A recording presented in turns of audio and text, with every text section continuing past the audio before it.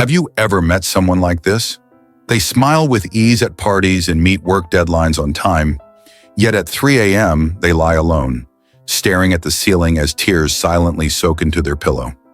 They are masters at performing normal life, but there's a storm raging inside their hearts. This is the paradox of silent depression. The loudest cries often occur in the quietest corners of the soul. In the field of psychology, people with depression share a common trait. They possess extraordinary willpower and endurance. Many mistakenly believe that only those who are fragile and prone to complaining can become depressed. However, that's not the case. From a psychological perspective, those with stronger psychological defenses are actually more at risk of falling into depression. The minds of these strong-willed individuals are like strict commanders, constantly giving orders to their bodies and minds while ignoring their true emotions. Under this long-term high-pressure state, at first they may just feel tired, have trouble concentrating, and experience poor sleep quality. But when the emotional burden exceeds the brain's capacity, everything suddenly collapses, leaving behind an empty and numb shell. Many people with depression choose to constantly suppress their emotions because they don't want to disappoint their families. No matter how difficult things get in life, they remain silent.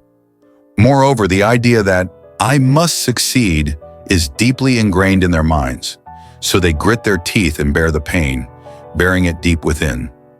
Even if they finally muster the courage to confide their exhaustion to those around them, they often receive responses like, "Everyone has it tough. You're just being overly sensitive," or "Don't spread negative energy. You're just causing trouble for others." As a result, they choose to keep quiet and endure it all over again, and they may even start to think that this is just how life is. In this way, these strong-willed individuals gradually slide from initial silence and numbness into deep depression. The first step to changing this situation is to stop suppressing emotions.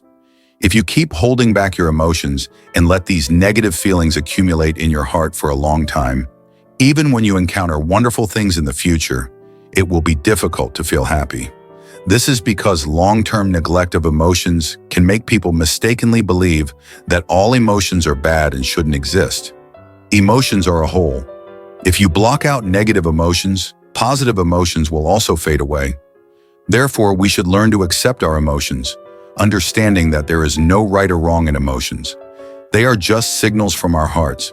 When you feel sad, angry, or helpless, don't force yourself to suppress these feelings. Only by learning to talk about and release your emotions can you find the root cause of the problem.